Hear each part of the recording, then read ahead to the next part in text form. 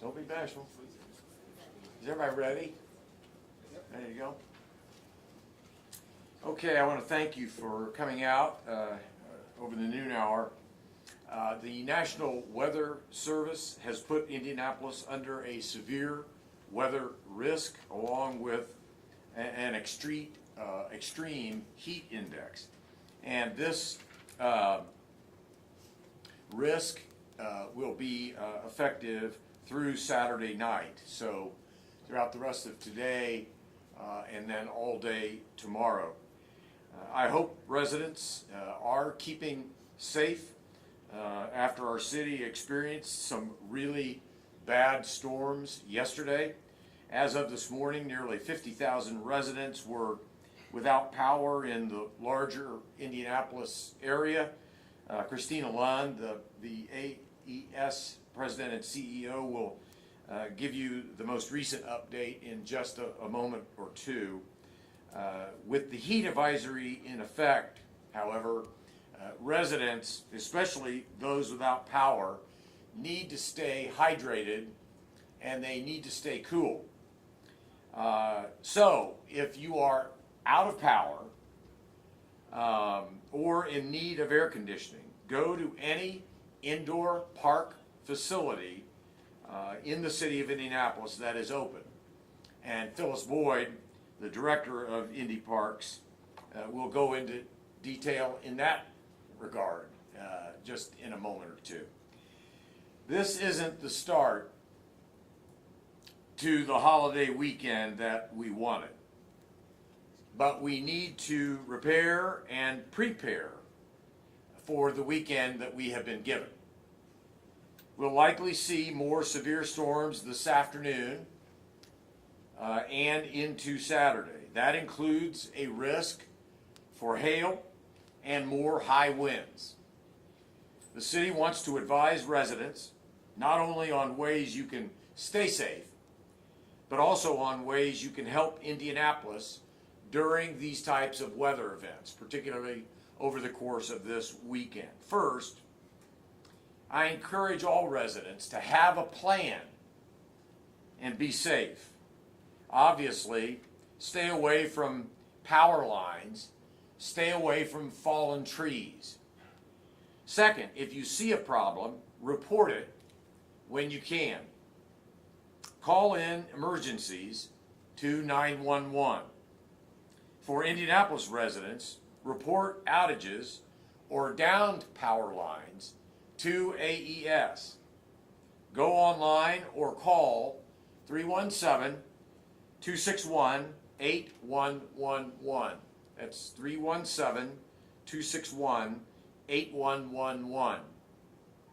If you see other non-emergency issues, report those to the Mayor's Action Center. That includes fallen trees in roadways or blinking traffic lights. You can go online, use the Request Indy app, or you can call 317-327-4622. 317-327-4622. And remember, if people are actively reporting, problems will get addressed more quickly. We need to hear the reports of issues in order to respond to them. And finally, and perhaps I say this with the gravest sense of sincerity, check on your neighbors. Make sure they're okay. Indianapolis is a city of neighborhoods. So let's be good neighbors. We come together in situations like this one. Our city has always done that. And so it is that we prepare for what could be severe weather over the next 24 to 48 hours. And there's a lot more detail to cover, but I'm going to hand things over or off first to Jason Puma from the National Weather Service, who will be able to give us an update from NWS. Jason? Thank you, Mr. Mayor. Hello, my name is Jason Puma. I'm a meteorologist with the National Weather Service here in Indianapolis. As the mayor was saying, there are extensive chances for severe weather over the course of this holiday weekend, and with a lot of folks planning outdoor activities, whether it's a barbecue or picnic or some other kind of community event, we need to be prepared for these storms as they come through. That means, number one, having a plan, as the mayor said. Part of that plan should be having a way to receive weather information, whether that's from your local media, a NOAA weather radio, or whatever trusted weather source you may have. Once you receive that information, you should have a plan for whatever activity you have to take shelter, to get yourselves into a safe location when that storm is passing through, when that warning is issued. Having those two things are keys to keeping yourself, your family, and your event safe. Now, getting into the weather just a little bit, currently today we are monitoring some storms out over Iowa and central Illinois right now. Those will be developing and pushing towards central Indiana, and could produce some more severe thunderstorms late this afternoon and this evening for a good portion of the state. Best chances at this time look to be points southwest of Indianapolis, places like Bloomington, Terre Haute, Vincennes, but Indianapolis is still on the periphery of that threat area and cannot be ruled out at this time. More storms are possible again overnight, and again, the timing of that and the strength of those storms will be highly dependent upon the previous system and the evolution of these systems as well. Yet another round of severe storms, perhaps similar to what we experienced yesterday, could go through the area again tomorrow afternoon. And as the mayor was speaking, he mentioned about power outages. So another round of storms like that could certainly cause more power outage problems, which also in turn causes the heat problems, the cooling issues with the warmer temperatures that we will be receiving over the next couple days. Tomorrow, we're a little bit more concerned with the severe weather aspect, being that much of the state is in what we call an enhanced risk for severe weather, which is just a step above the slight risk that we have issued in effect for today. Finally, on Sunday, we will expect a cold front to go through, but before that cold front goes through in the morning, through the early afternoon, we can expect again more showers and thunderstorms, and there is again a slight risk. And as it is with the atmosphere, we will continue. Some of this really much depends upon the evolution of each storm system as they move through the area. So what I can tell you is we certainly have a favorable setup for severe weather. We have a favorable setup for storms. The timing is a little bit sketchy, but we continue to work on that, and we'll continue to relay that information as it comes available to us. So any questions that I might be able to take regarding the weather? We're going to do that At the end. Very good. Good afternoon. My name is Christina Lund, and I'm President and CEO of AES Indiana.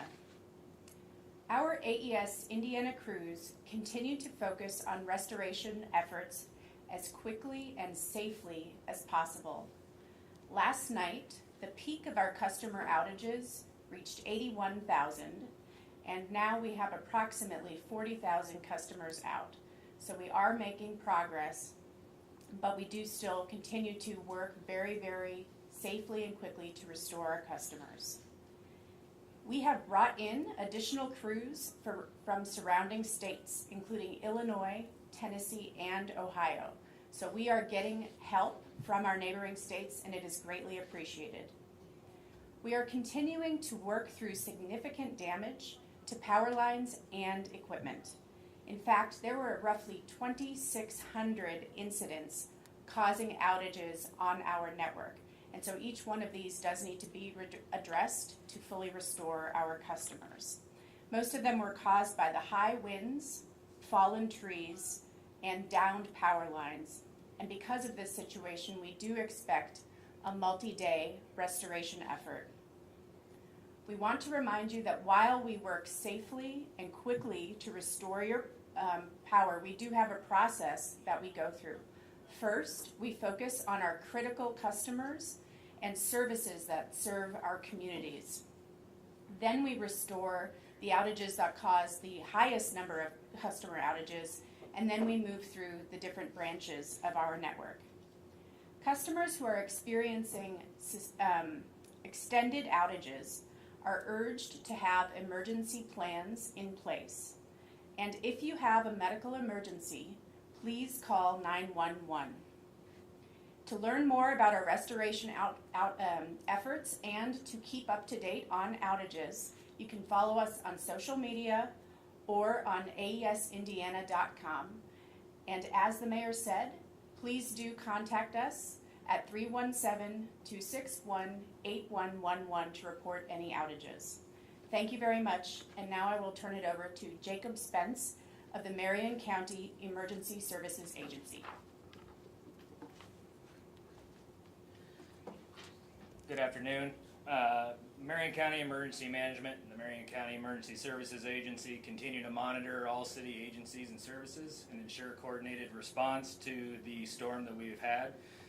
We're in contact constantly with AES as well as DPW to make sure that there is no impact to city services and that we continue to function.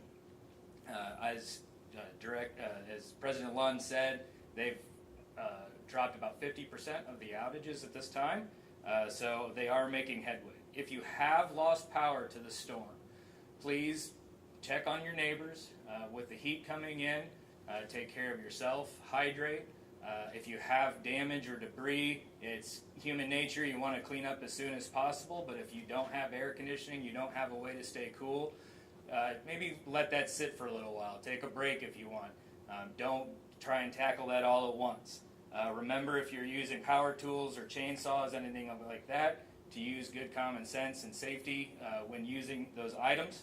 If you're using a generator to power your home or supplement your home, please ensure that your generator is at least 20 feet away from your house and that you're not putting any potential carbon monoxide or exhaust fumes into a living space, and remain cognizant of the power needs of the generator versus the power requirements of your home and what you're trying to power, to be cognizant of fire hazards. As the mayor stated, and Director Boyd will talk about, today and tomorrow are projected to be our warmest days, with today being the warmest day. We encourage individuals to go to the Indy Parks areas or any other municipal space, large business, malls, anything to just at least cool off for a little while and get a break if you need to.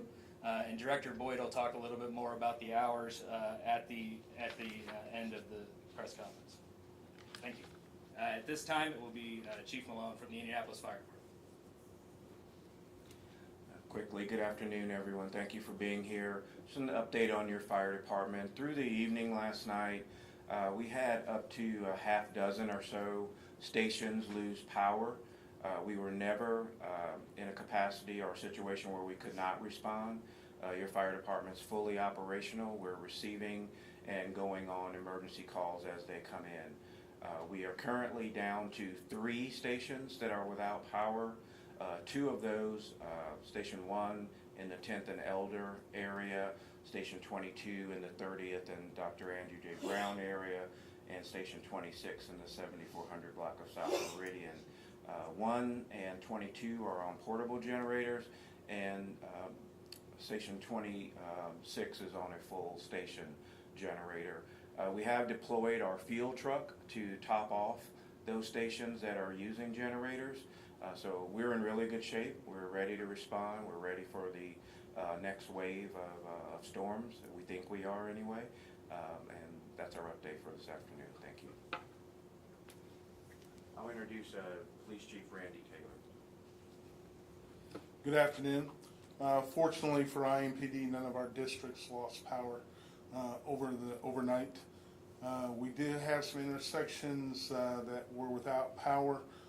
The traffic units that are alongside of our district units that are keeping an eye on those different intersections. As a review for people, if you come to an intersection that typically would have traffic signal and that signal is completely out, please treat that as a 4-way stop. If you come to an intersection that has flashing red lights, it typically would have the red, yellow, and green lights, please treat that as a stop sign. And if it is on yellow, please slow down and be cautious as you enter that intersection. As always, the IMPD is there and available for you if you have emergency calls. Our non-emergency numbers, the 327-3811, is also available for non-emergency situations. Thank you. Thank you, Chief. Brandon Herget, DPW, and want to thank Chief for the help and support at our intersections across the county with our law enforcement professionals manning those intersections. Yesterday afternoon, DPW crews stood up in anticipation of severe weather. As always, DPW crews are prepared to work around the clock and throughout the weekend if necessary to help clear roads and sidewalks of trees and large limbs. I'd specifically like to thank those men and women and President Quick with ASME Local 725, who's with us today, for their hard work over the night and what will be ongoing work throughout the weekend. From this morning, 7 a.m. through Monday morning, our crews will be stood up. We will put in over 2,000 man hours between 62 team members to help clear the right-of-way across the city of Indianapolis.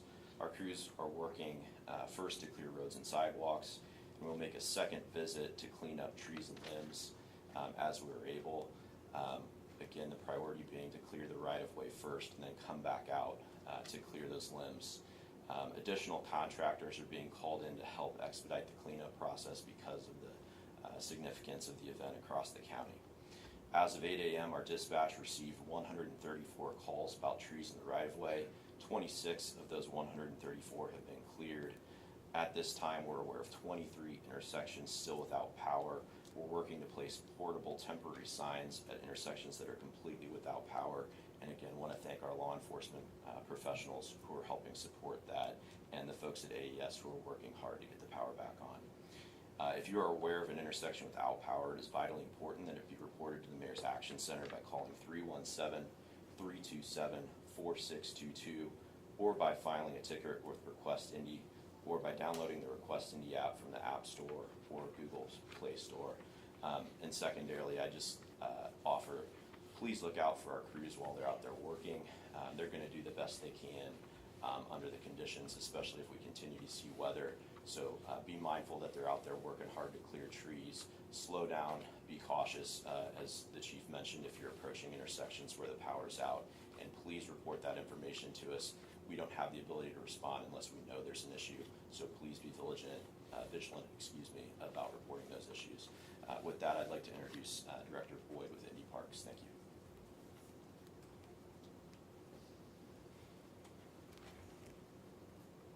Thank you, Brandon.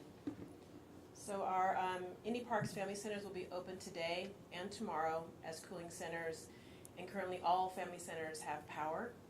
I want to go through the family center names and locations for you so that you have that. Rhodius Park Family Center is at 1720 West Wilkins Street. Bethel Park Family Center at 2850 Bethel Avenue.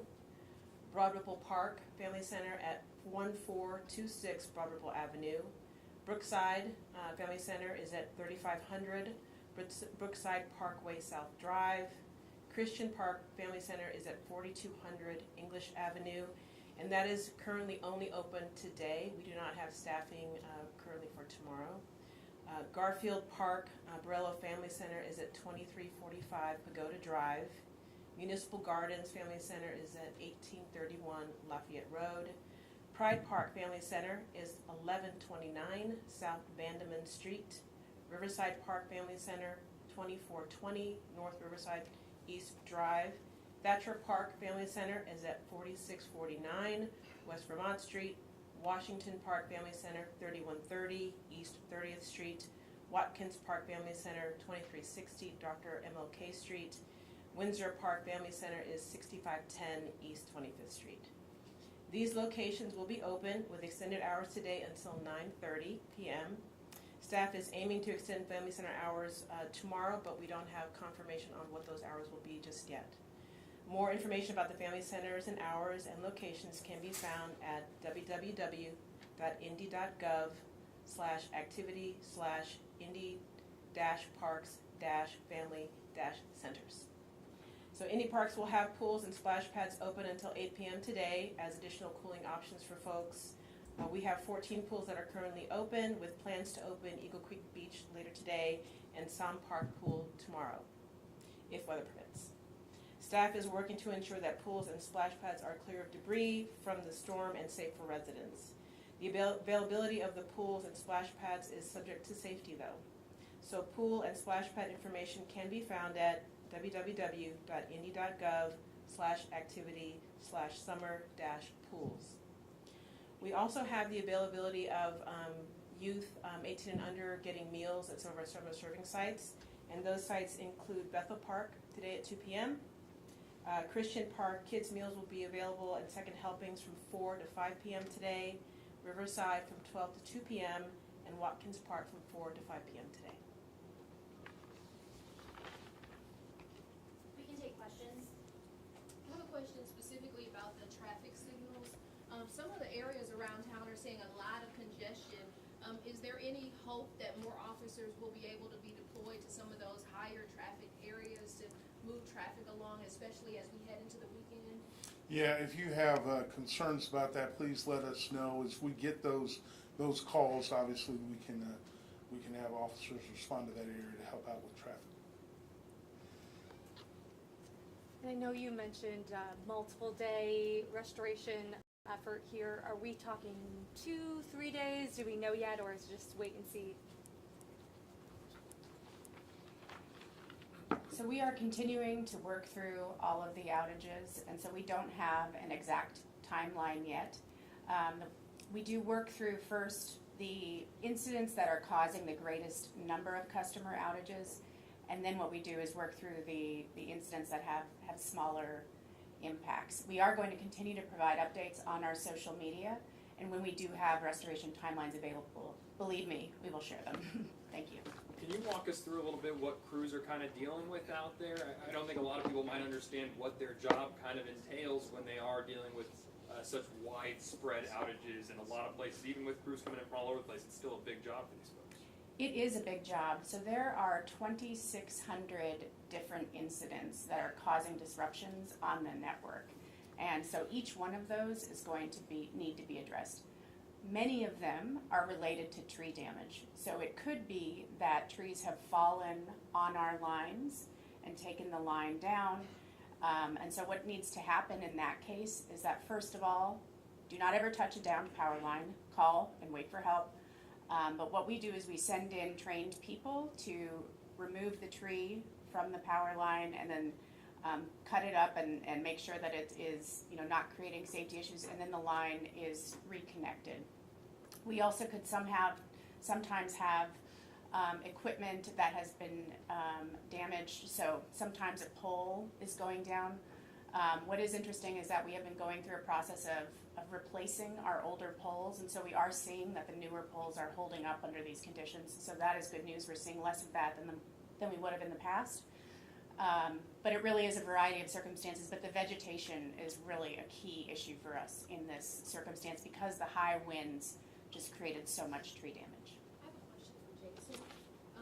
You mentioned the different types of storm systems that could come through. Do people who were impacted by that tornado need to brace themselves even more, or is that, too far ahead to say what else could be headed their way? So folks who were obviously impacted by, say, the tornado on Sunday in Greenwood, that area, they're still recovering in that respect. But when it comes to severe weather, it's all about preparedness. It's all about having a plan in place, practicing your plan, knowing what to do ahead of time, getting the information, and taking that effective action to get yourselves to a safe location or get yourself indoors. A couple more points that I did want to add. Number one, this time of year, around July 4th, actually July 4th in the nation is the #1 lightning strike death day of the year. Not because it's just July 4th, it has to do with that's the day that most people are out spending the day outdoors doing outdoor activities. And in some cases, they don't heed the warnings of thunder. When thunder roars, go indoors. So this weekend with a lot of holiday activities, if you hear thunder, it is time to stop your activity. It is time to get yourself inside a sturdy building and prevent a lightning strike. The other threat that I didn't mention earlier that I want to add on as well is some of these storms can have some very heavy rainfall. And with that, you can get flooding and flash flooding. that can cause certain problems, especially around drains and culverts. And again, people will be outside. People, if they're outside, kids should not be playing near storm drains or culverts where water can be rushing at a high rate of speed. And of course, we always are telling drivers to turn around, don't drown, always find another way to get to your destination. Never drive your vehicles into floodwaters to put our first responders into harm's way. So, to answer your question? Thank you. Any other questions? Great, thanks for being here. Thanks, everybody.